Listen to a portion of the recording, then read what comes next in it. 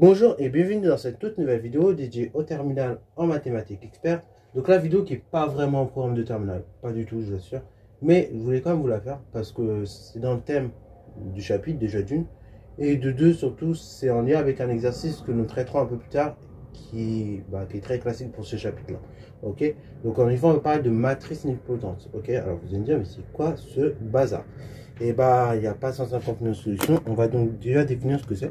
Et ensuite, dans le second temps, je vais vous montrer comment on arrive à montrer qu'une matrice est nilpotente. Mais avant d'arriver à montrer qu'une matrice est nilpotente, il faut déjà arriver à montrer, bien évidemment, ce que c'est qu'une matrice nilpotente. Pour cela, tout se passe dans l'histoire d'une matrice. Ok, tout cela va se passer à partir d'une matrice. Donc, soit A, une matrice. Donc ici, on va même prendre une matrice plus, c'est-à-dire une matrice carrée. Ok. Parce que si la matrice n'est pas carrée, parler de matrice nilpotente, ça va être un peu difficile. Ok. Bon, c'est parti mon kiki. Donc on va dire que A est une matrice nilpotente à partir du moment qu'on a la chose suivante. Donc A est une matrice nilpotente s'il existe un entier P tel que tout simplement, en fait, on est la chose suivante, telle que A puissance P soit égale à la matrice nulle. Ok. Donc M0, je le considère ici sa matrice nulle. Donc petite remarque là-dessus.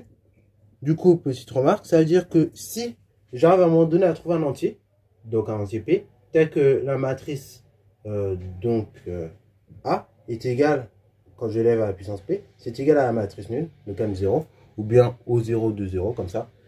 Et tout simplement, ça veut donc dire que pour tout entier M qui sera plus grand que P, automatiquement la matrice va devenir nulle. Parce qu'en fait, quand vous allez multiplier une matrice carrée par une matrice qui est nulle, automatiquement vous obtenez une matrice nulle.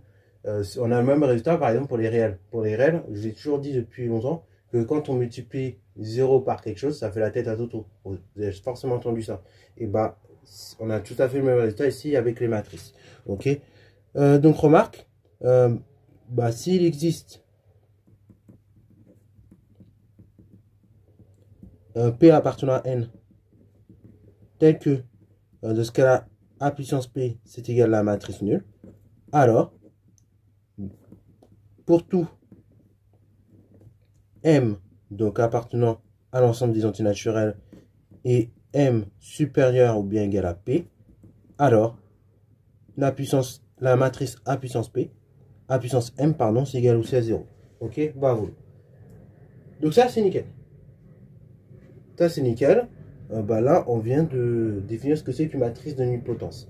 Alors ça c'est super. Maintenant deuxième chose, quand on va parler de matrice nilpotente, l'indice P, donc le plus petit tel que la matrice est nilpotente justement, tel que la matrice devient nulle, ça on appelle ça indice de nilpotence. Ok, donc à partir du moment, donc ça on va le noter quand même, donc en fait à partir du moment où vous allez avoir un P, un M qui va être plus grand que P, et automatiquement vous allez former comme ça un ensemble de matrices. Ok, un ensemble de matrices.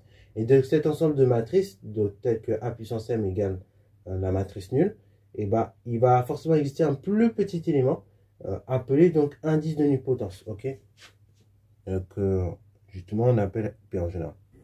Donc voilà, ça que je vais vous faire remarquer, c'est qu'arrivé à un moment, quand votre N il dépasse donc l'entier P, tel que A puissance P est égal à la matrice nulle, donc vous formez comme ça un ensemble de matrices, ok, qui est lui-même nul.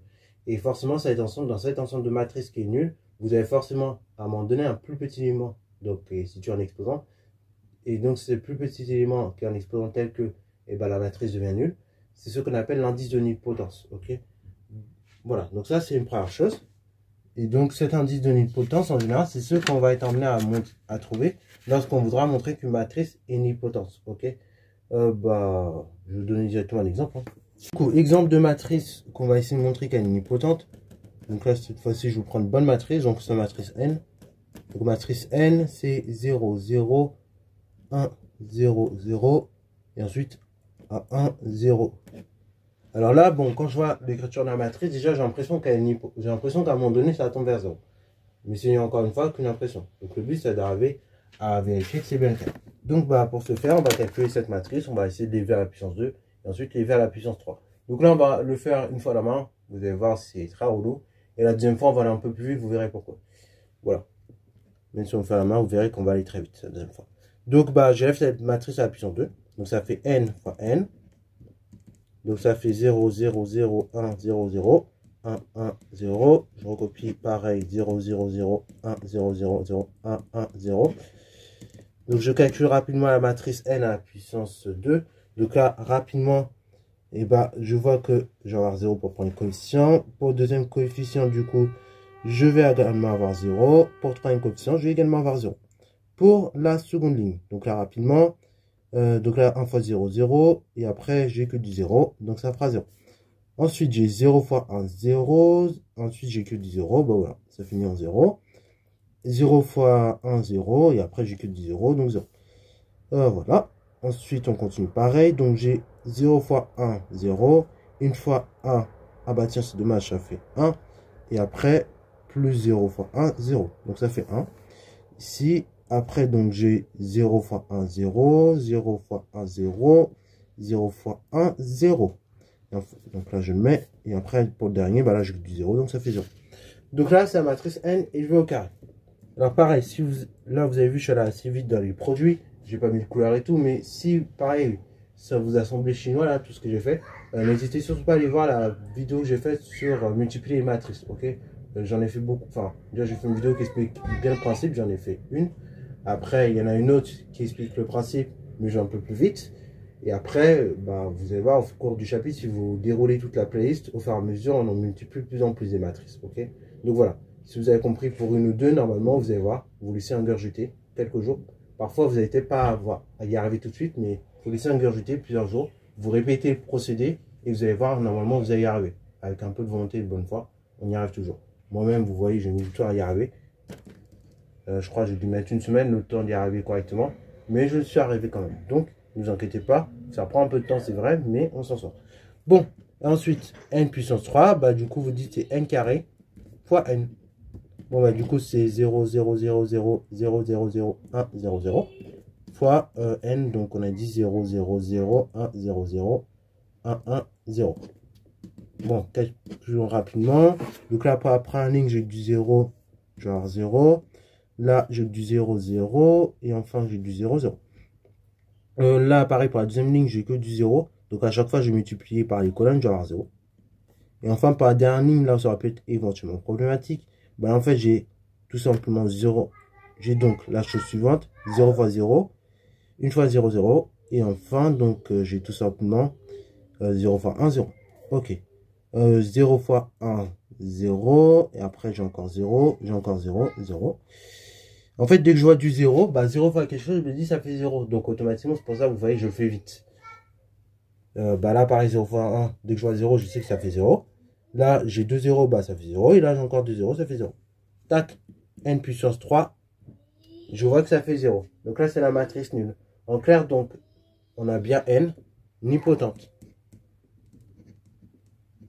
Et donc, l'indice 3 là, que vous voyez là, ça, c'est tout simplement ce qu'on appelle l'indice de nipotence.